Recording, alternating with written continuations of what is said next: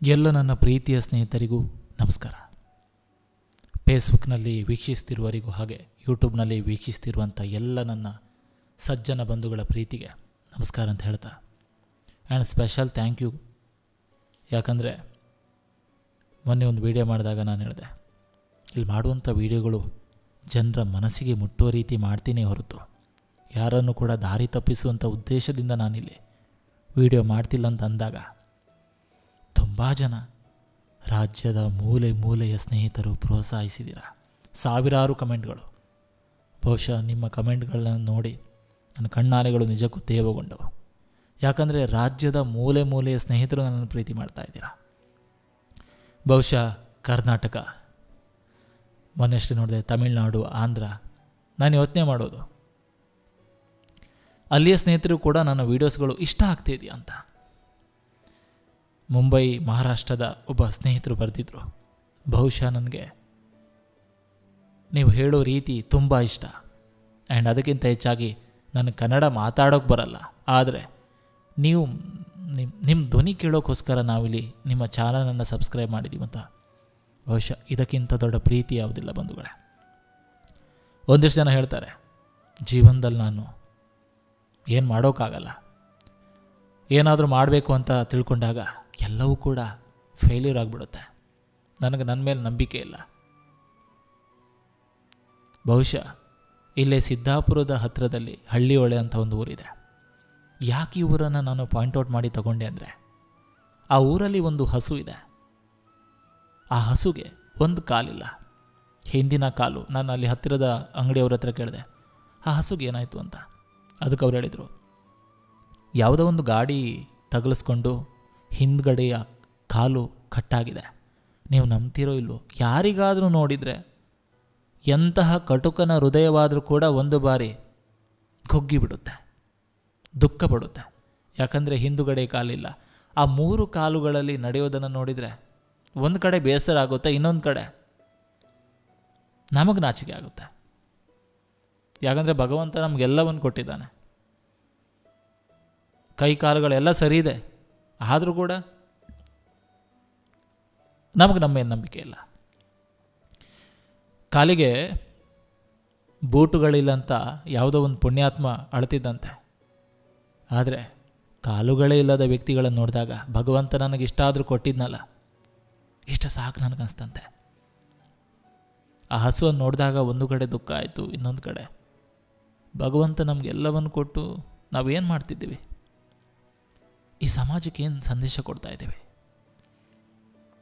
ನಾನು ಹೇಳೋದಷ್ಟೇ, ನಾವು ಆಡುವಂಥ ಮಾತುಗಳು ಮುತ್ತುಗಳಾಗಬೇಕು.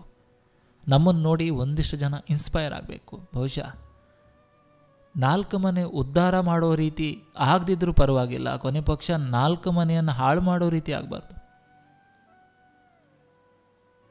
ಕೋಟಿ ಕೋಟಿ ಹಣ ಇದ್ರೂ ಏನೂ ಮಾಡೋಕ್ಕಾಗಲ್ಲ. ಹಣ ಬೇಡ ಅಂತ ಕೇಳಿದರೆ ಹಣ ಬೇಕು, ಜೀವನಕ್ಕೆ ಹಣ ಬೇಕು, ಇಷ್ಟು ಬೇಕು ಅಷ್ಟೇ.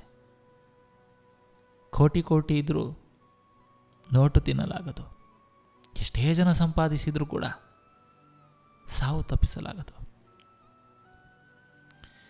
ತುಂಬ ಜನ ಕೇಳ್ತಾರೆ, ಜೀವನ ಅಂದರೆ ಏನು ಸರ್, ಲೈಫ್ ಅಂದರೆ ಏನು? ನಾನು ತುಂಬ ಬಾರಿ ಹೇಳಿದ್ದೀನಿ, ಈ ಜೀವನ ಒಂದು ರೀತಿ ಗೋಣಿಚೀಲ ಇದ್ದಂತೆ. ಚಂದ ಬಿದ್ದಾಗ ತುಂಬುವರು, ಕಟ್ಟಿಟ್ಟು ಅಟ್ಟಕ್ಕೂ ಏರಿಸುವರು, ಅಲ್ಲಲ್ಲಿ ಹರಿದಾಗ ಮಾತ್ರ ಕಾಲಡಿಗೆ ಹಾಕೋರು ಅಂತ. ಆ್ಯಂಡ್ ಕುಂದಾಪುರ ಕನ್ನಡದಲ್ಲಿ ಕೂಡ ಹೇಳಿದ್ದೆ, ಈ ಜೀವನ ಒಂದು ರೀತಿ ಕೊಚ್ಚಕ್ಕಿ ಕೂಡಿದ್ದಂಗೆ. ಅಕ್ಕಿ ಬೆಂದ ಅನ್ನ ಪತಿಗೆ ಮಸ್ತ್ ಟೈಮ್ ಬೇಕಾದ, ಕಾಯುವಂಥ ತಾಳ್ಮೆ ನಮಗಿರ್ಕ. ಜೀವನ ಮುಗೀತು ಅನ್ನೋರಿಗೆ ಈ ಸಾಲುಗಳು, ಈ ಜೀವನ ಒಂದು ರೀತಿ ಕ್ರಿಕೆಟ್ ಇದ್ದಂತೆ. ಸುತ್ತಲೂ ನಿಂತವರು ನಮ್ಮವರಂತೆ ಕಂಡರು ನಮ್ಮ ಸೋಲಿಗಾಗಿ ಕಾದು ಕುಳಿತಿರ್ತಾರೆ. ಆ್ಯಂಡ್ ನಿಜ, ನಾವು ಸೋಲ್ತೀವಿ ಅಂತ ಎಷ್ಟೋ ಜನ ತಿಳ್ಕೊಂಡಿರ್ತಾರಲ್ಲ, ಅವರಿಗೆ ನಾವು ಏನಾದರೂ ಮಾಡಿ ತೋರಿಸ್ಬೇಕು ಜೀವನದಲ್ಲಿ. ನಾನು ಗೆಲ್ತೀನಿ ಅಂತ. ಸೋತವನು ಗೆದ್ದಿಲ್ವ ಸ್ವಾಮಿ? ಹಾಗಾದರೆ ಯಾರು ಕೂಡ ಯಾರು ಗೆದ್ದಿಲ್ವಾ? ಸೋತವನು ಸತ್ತೇ ಬಿಟ್ನಾ? ಇಲ್ಲ ತಾನೆ.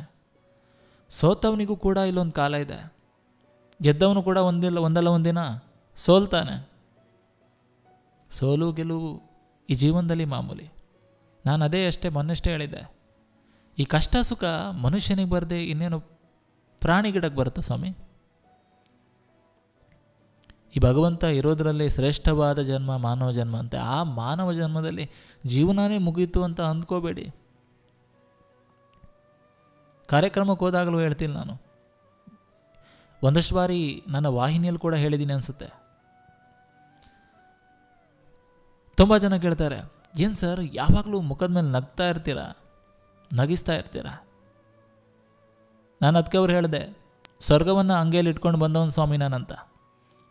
ಯಾಕಂದರೆ 2 ಅಕ್ಷರದ ಭೂಮಿ ಎಂಬ ಮೇಲೆ ಹುಟ್ಟಿ, 2 ಅಕ್ಷರದ ಜನ್ಮ ಪಡೆದು, 2 ಅಕ್ಷರದ ಗಂಡು ಹೆಣ್ಣು, 2 ಅಕ್ಷರದ ಅಜ್ಜ ಅಜ್ಜಿ, 2 ಅಕ್ಷರದ ಅಪ್ಪ ಅಮ್ಮ, 2 ಅಕ್ಷರದ ಅಕ್ಕ ತಂಗಿ, 2 ಅಕ್ಷರದ ಅಣ್ಣ ತಮ್ಮನೊಂದಿಗೆ ಮಮತೆಯಿಂದ ಬೆಳೆಯುತ್ತಾ, 2 ಅಕ್ಷರದ ಗುರುವಿನ ಬಲದೊಂದಿಗೆ 2 ಅಕ್ಷರದ ವಿದ್ಯೆ ಗಳಿಸುತ್ತಾ, 2 ಅಕ್ಷರದ ಹಣವನ್ನು ಗಳಿಸುತ್ತಾ, 2 ಅಕ್ಷರದ ನಾನು ಎಂಬುದನ್ನು ಬಿಟ್ಟು 2 ಅಕ್ಷರದ ನಾವು ಎಂಬುದನ್ನು ಅರಿತು, 2 ಅಕ್ಷರದ ಸಿಹಿಯಾದ ಘಟನೆಯನ್ನು ನೆನೆಯುತ್ತಾ, 2 ಅಕ್ಷರದ ಕಹಿಯಾದ ಘಟನೆಯನ್ನು ಮರೆಯುತ್ತಾ, 2 ಅಕ್ಷರದ ಮುಪ್ಪು ಬಂದು 2 ಅಕ್ಷರದ ಸಾವು ಬರುವವರೆಗೆ 2 ಅಕ್ಷರದ ನಗು ಎಂಬುದು 2 ಅಕ್ಷರದ ಮುಖದ ಮೇಲೆ ಇದ್ದಿದ್ದೇ ಆದರೆ 2 ಅಕ್ಷರದ ಸ್ವರ್ಗ ಎಂಬುದು ಅಂಗೈಯಲ್ಲಿದ್ದಂತೆ ಮನುಜ ಅಂತ.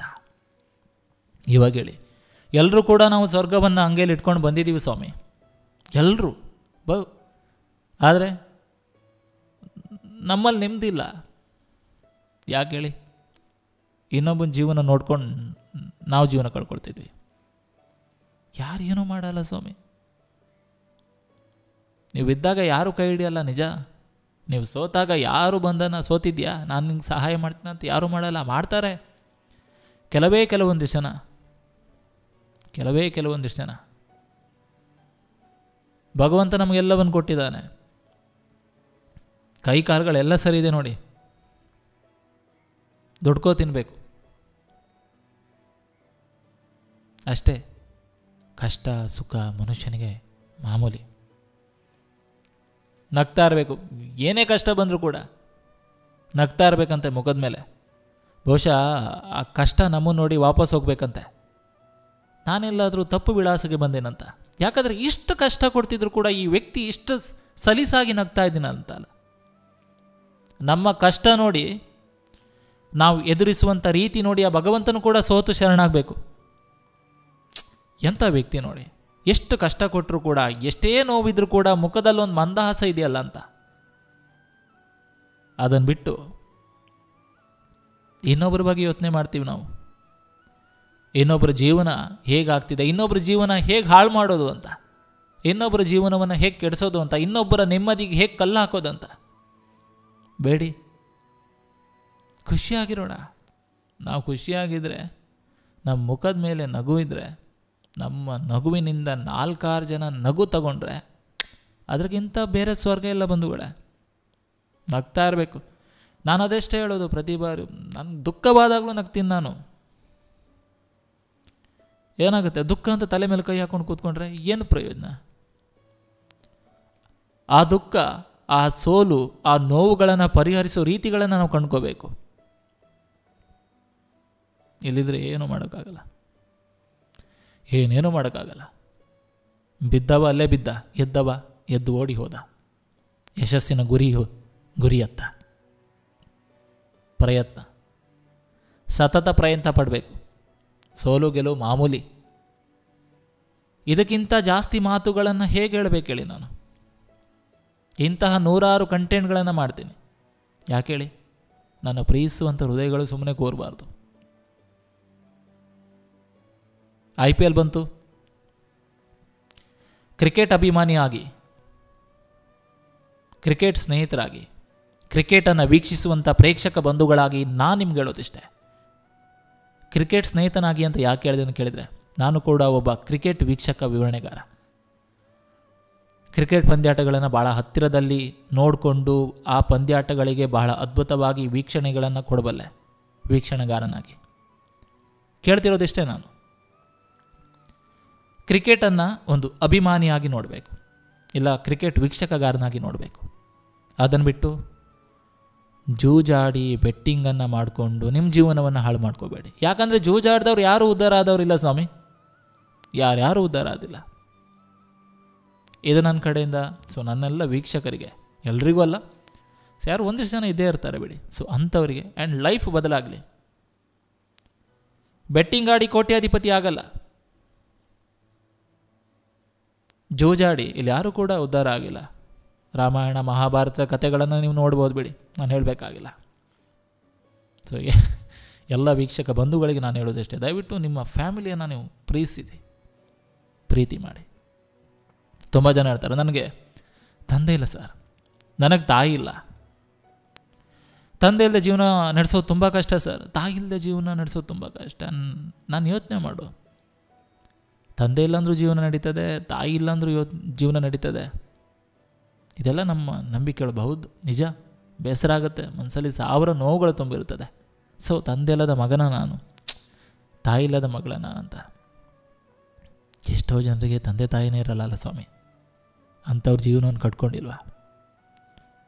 ಅಂಥವರಿಗೆ ಜೀವನದ ಮೇಲೆ ನಂಬಿಕೆ ಅಲ್ವಾ? ತಂದೆ ತಾಯಿ ಇಲ್ಲದಂಥ ಮಕ್ಕಳನ್ನು ನಾವು ನೋಡಬೇಕು. ಯಾಕೆ ಹೇಳಿ? ನಮಗೆ ತಂದೆ ಇಲ್ಲ ಅಂತ ನಾವು ಅಳ್ತೀವಿ, ತಾಯಿ ಇಲ್ಲ ಅಂತ ಅಳ್ತೀವಿ. ಕೆಲವರಿಗೆ ಯಾರೂ ಇರಲ್ಲ ಸ್ವಾಮಿ. ನಾನು ಮೊನ್ನೆಷ್ಟೇ ಕಾರ್ಯಕ್ರಮಕ್ಕೊಂದು ಹೋಗಿ ಬಂದಾಗ ರಸ್ತೆಯ ಫುಟ್ಪಾತ್ನಲ್ಲಿ ಮಲಗಿರೋರು ನೋಡಿ ಕಣ್ಣಾಲೆಗಳು ತೇವಿಕೊಂಡು. ಬಹುಶಃ ಭಗವಂತ ನಮ್ಗೆ ಅದ್ಭುತವಾದ ಸೂರನ್ನು ಕೊಟ್ಟಿದ್ದಾನೆ. ಎಂಥ ಮಳೆ ಬಂದರೂ ಕೂಡ ಸೋರದಿರುವಂಥ ಟೆರೆಸ್ ಮನೆಯನ್ನು ಕೊಟ್ಟಿದ್ದಾನೆ, ಇಲ್ಲ ಹಂಚಿನ ಚಾವಣಿಯನ್ನು ಕೊಟ್ಟಿದ್ದಾನೆ. ಎಲ್ಲೋ ಫುಟ್ಪಾತ್ನಲ್ಲಿ ಮಲಗೋರಿಗೆ ಬೆಳಗ್ಗೆ ಎದ್ದಾಗ ನೋಡಿ ಅವ್ರ ಮುಖಗಳನ್ನು, ಎಷ್ಟು ಚೆಂದ ಇರುತ್ತೆ, ಎಷ್ಟು ಖುಷಿಯಾಗಿರ್ತಾರೆ, ಎಷ್ಟು ನೆಮ್ಮದಿ ಇರುತ್ತೆ. ಬೇಡ, ನಿಮ್ಮ ಮನೆಯಲ್ಲಿ ಒಂದಿಷ್ಟು ಬಾರಿ ಯೋಚನೆ ಮಾಡ್ಕೊಳ್ಳಿ. ನಿಮ್ಮ ಫ್ಯಾಮಿಲಿಯಲ್ಲಿ, ನಿಮ್ಮ ಕುಟುಂಬಗಳಲ್ಲಿ ಯಾರು ಎಷ್ಟೆಷ್ಟು ಮುಖ ನೋಡಿ ನಗ್ತೀರಾ? ಯಾರು ಬೆಳಗ್ಗೆ ಎದ್ದು ಕೂಡಲೇ ಶುಭೋದಯಗಳನ್ನು ಹೇಳ್ತೀರಾ? ಒಂದಿಷ್ಟು ವಾಟ್ಸಪ್ ಮೆಸೇಜ್ಗಳಲ್ಲಿ ಶುಭೋದಯ ಸ್ಟೇಟಸ್ಗಳನ್ನು ಹಾಕಿದರೆ ಪ್ರಯೋಜನ ಇಲ್ಲ ಬಂಧುಗಳೇ. ಫ್ಯಾಮಿಲಿ ಜೊತೆ ನಾವು ಬೆರಿಬೇಕು, ಎಲ್ಲರೂ ನಮ್ಮವರು ಅಂತ ತಿಳ್ಕೋಬೇಕು. ಕಷ್ಟ ಕಾಲದಲ್ಲಿ ಒಂದಿಷ್ಟು ಜನ ಫ್ಯಾಮಿಲಿ ಒಂದೇ ಬರ್ತಾರೆ, ಏನೋ ಒಂದು ನಮ್ಮಲ್ಲೇ ನೆಮ್ಮದಿಯನ್ನು ಹುಡ್ಕೋಬೇಕು ನಾವು. ಸ್ವರ್ಗ ನರಕ ಎಲ್ಲ ಇಲ್ಲೇ ಇದೆ, ಮೇಲೇನೂ ಇಲ್ಲ. ಆ್ಯಂಡ್ ಭಗವಂತ ಎಲ್ರಿಗೂ ಕೂಡ ಒಳ್ಳೇದು ಮಾಡಲಿ ಅಂತ ಹೇಳ್ತಾ ಪ್ರತಿ ಬಾರಿಯೂ ನಾನು ಹೇಳೋದಿಷ್ಟೇ, ಸೂಸೈಡ್ ಮಾಡ್ಕೊಳ್ಳೋರಿಗೆ, ಈ ಕ್ರಿಕೆಟ್ ಪಂದ್ಯಾಟಗಳಂತೂ ಬಂದ ಮೇಲೆ ಜಾಸ್ತಿ ಸೂಸೈಡ್ಗಳಾಗುತ್ತೆ. ದಯವಿಟ್ಟು ನಿಮಗೊಂದು ಫ್ಯಾಮಿಲಿ ಇದೆ, ನಿಮ್ಮ ನಂಬ್ಕೊಂಡು ಒಂದು ಕುಟುಂಬ ಇದೆ, ನಂಬ್ಕೊಂಡು ನಿಮ್ಮ ಮಕ್ಕಳು, ನಿಮ್ಮ ತಂದೆ ತಾಯಿನೂ ಇರ್ತಾರೆ. ದಯವಿಟ್ಟು ಯಾವುದೇ ಒಂದು ಕ್ಷುಲ್ಲಕ್ಷ ಕಾರಣಕ್ಕೋಸ್ಕರ ಆತ್ಮಹತ್ಯೆಯನ್ನು ಮಾಡ್ಕೋಬೇಡಿ. ಬದುಕು ಅಮೂಲ್ಯ. ಈ ಮಾನವ ಜನ್ಮ ಇದೆಯಲ್ಲ, ನಮ್ಮ ತಂದೆ ತಾಯಿ ಹಾಗೂ ಭಗವಂತ ಕೊಟ್ಟಂಥ ಭಿಕ್ಷೆ, ಇದನ್ನು ಅವನೇ ಕಿತ್ಕೊಳ್ಬೇಕೇ ಹೊರತು ನಮಗೆ ನಾವೇ ದಣಿಸ್ಕೊಂಡು ಆತ್ಮಹತ್ಯೆ ಮಾಡಿಕೊಳ್ಳುವಂಥ ಅಧಿಕಾರ ಇಲ್ಲ ಬಂಧುಗಳೇ. ಭಗವಂತ ಕೂಡ ಮೆಚ್ಚಲಾರ ಈ ಆತ್ಮಹತ್ಯೆಯನ್ನು. ಯಾಕಂದರೆ ಮಹಾಪರಾಧ ಇದು. ನಮ್ಮ ಆತ್ಮಕ್ಕೆ ನಾವು ಹಿಂಸೆ ಕೊಟ್ಟು ನಮ್ಮ ಪ್ರಾಣ ತ್ಯಾಗ ಮಾಡ್ತೀವಲ್ಲ, ಆತ್ಮಹತ್ಯೆ ಮಾಡ್ಕೊಳ್ತೀವಲ್ಲ, ತುಂಬ ಘೋರ ಅಪರಾಧ. ನಿಮ್ಮನ್ನು ಫ್ರೀಸುವಂಥ ಒಂದಿಷ್ಟು ಜನ ಸ್ನೇಹಿತರಿಗೆ ನಾನು ಹೇಳೋದಿಷ್ಟೇ, ಸಾಲನೋ ಸೋಲನೋ ಮಾಡಿರ್ತೀರ, ಆ ಸಾಲವನ್ನು ಕಟ್ಟಲಿಕ್ಕೆ ಒಂದು ದಾರಿ ಹುಡ್ಕೊಳ್ಳಿ, ಒಂದು ಕೆಲಸ ನೋಡ್ಕೊಳ್ಳಿ. ಆತ್ಮಹತ್ಯೆನೇ ಪರಿಹಾರ ಅಲ್ಲ. ಹಾಗಿದ್ರೆ ಎಲ್ಲದಕ್ಕೂ ಆತ್ಮಹತ್ಯೆನೇ ಪರಿಹಾರ ಆಗಿದ್ರೆ ಈ ಜಗತ್ತಿನಲ್ಲಿ ಯಾರೂ ಇರೋದಿಲ್ಲ ಇತ್ತು ಸ್ವಾಮಿ. ಎಲ್ಲರೂ ಆತ್ಮಹತ್ಯೆ ಮಾಡ್ಕೊಳ್ತಾರೆ. ಆತ್ಮಹತ್ಯೆ ಮಾಡ್ಕೊಂಡ್ರು ಕೂಡ ಎಲ್ಲದಕ್ಕೂ ಪರಿಹಾರನಾ? ಸತ್ತವ್ರು ಸಾಯ್ತಾರೆ. ನಿಮ್ಮ ಫ್ಯಾಮಿಲಿಗೇನು ಗತಿ? ಸ್ವಲ್ಪ ಯೋಚನೆ ಮಾಡಿ. ಇರೋದರಲ್ಲೇ ಶ್ರೇಷ್ಠವಾದ ಜನ್ಮ ಮಾನವ ಜನ್ಮ ಅಂತ ಹೇಳ್ತಾ ಆತ್ಮವಿಶ್ವಾಸ ಇರಬೇಕು. ತುಂಬ ಜನ ಕೇಳ್ತಾರೆ ಆತ್ಮವಿಶ್ವಾಸ. ಖಂಡಿತ ನನ್ನ ಮೇಲೆ ನನಗೆ ಆತ್ಮವಿಶ್ವಾಸ ಇರಬೇಕು. ಈ ಕೆಲಸ ನಾನು ಮಾಡೇ ಮಾಡ್ತೀನಿ, ಬಹುಶಃ ಇವತ್ತಾಗಿಲ್ಲ ಅಂದರೂ ಒಂದಲ್ಲ ಒಂದು ದಿನ ಮಾಡೇ ಮಾಡ್ತೀನಿ ಅನ್ನೋ ಆತ್ಮವಿಶ್ವಾಸ ಇರಬೇಕು. ಆ ಆತ್ಮವಿಶ್ವಾಸಕ್ಕಿಂತ ಮಿಗಿಲಾದ ಸಂಪತ್ತು ಬೇರೆ ಯಾವುದಿಲ್ಲ ಬಂಧುಗಳೇ. ನಮ್ಮ ಮೇಲೆ ನಮ್ಮ ನಂಬಿಕೆ ಇರಬೇಕು. ಬಹುಶಃ ಯಶಸ್ಸು ಸಿಗೋದು ತಡವಾಗ್ಬೋದು, ಆದರೆ ಸಿಕ್ಕಂಥ ಯಶಸ್ಸು ಇಡೀ ಜಗತ್ತು ಸಂಭ್ರಮಿಸುವಂತಿರಬೇಕು. ತಡ ಆಗುತ್ತೆ. ಜೀವನದಲ್ಲಿ ನಾವು ಎಷ್ಟೋ ಯಶಸ್ವಿ ವ್ಯಕ್ತಿಗಳನ್ನು ನೋಡ್ತೀವಿ, ಆದರೆ ಅವರ ಬೆನ್ನ ಹಿಂದೆ ಹೇಳಿಕೊಳ್ಳಲಾಗದಂಥ ಒಂದು ಅದ್ಭುತವಾದ ಕಥೆ ಇರುತ್ತೆ, ಕಣ್ಣೀರ ಕತೆ. ಆದರೂ ಕೂಡ ಅವರೆಲ್ಲ ಸಕ್ಸಸ್ ಆಗಿಲ್ವಾ? ಆಗುತ್ತೆ, ಸಕ್ಸಸ್ ಎಲ್ರಿಗೂ ಆಗುತ್ತೆ ಅಂತ ಹೇಳ್ತಾ ನಿಮ್ಮ ಮೇಲೆ ನಿಮಗೆ ನಂಬಿಕೆ ಇರಲಿ. ಆ್ಯಂಡ್ ಸ್ವಾಭಿಮಾನ, ನಮ್ಮ ಸ್ವಾಭಿಮಾನ ಬಿಟ್ಕೊಂಡಿಲ್ಲ ಯಾರಿಗೂ ಕೂಡ ಸಲಾಮ್ ಹೊಡಿಬಾರ್ದು. ಮನೇಲಿ ಗಂಜಿ ಕುಡ್ಕೊಂಡು ಪರವಾಗಿಲ್ಲ, ಮನೆಯಲ್ಲಿ ಗಂಜಿ ಕುಡ್ಕೊಂಡ್ರೂ ಪರವಾಗಿಲ್ಲ, ಹೊರಗಡೆ ಬಿರಿಯಾನಿ ತಿಂತಿದ್ದೀನಂತ ಗತ್ತಲ್ಲಿ ತಿರುಗಾಡಬೇಕು. ಯಾಕಂದರೆ ನಮ್ಮ ಜೀವನ ಇಲ್ಲಿ ಯಾರು ಕಾರು ನಮ್ಗೆ ಊಟ ಹಾಕಲ್ಲ. ಸೊ ಎಲ್ರಿಗೂ ಒಳ್ಳೆಯದಾಗಲಿ ಅಂತ ಹೇಳ್ತಾ, ಆ್ಯಂಡ್ ತುಂಬ ಖುಷಿ ಆಗುತ್ತೆ ನನ್ನ ಮಾತುಗಳನ್ನು ಪ್ರತಿ ಬಾರಿಯೂ ನೀವೆಲ್ಲರೂ ಕೂಡ ಕಿವಿಗೊಟ್ಟು ಕೇಳುವಾಗ ಮನಸ್ಸಿಗೇನೋ ಒಂದು ನೆಮ್ಮದಿ. ನನ್ನ ಮಾತುಗಳು ಒಂದಿಷ್ಟು ಜನ ಇಷ್ಟೊತ್ತುಗಳ ಕಾಲ ಕೂತ್ಕೊಂಡು ಕೇಳ್ತಾ ಇರಲ್ಲ. ಯಾಕೆ ಹೇಳಿ? ಇಲ್ಲೆಲ್ಲೂ ಕೂಡ ದಾರಿ ತಪ್ಪಿಸುವಂಥ ಮಾತುಗಳನ್ನು ಆಡಲ್ಲ ನಾನು.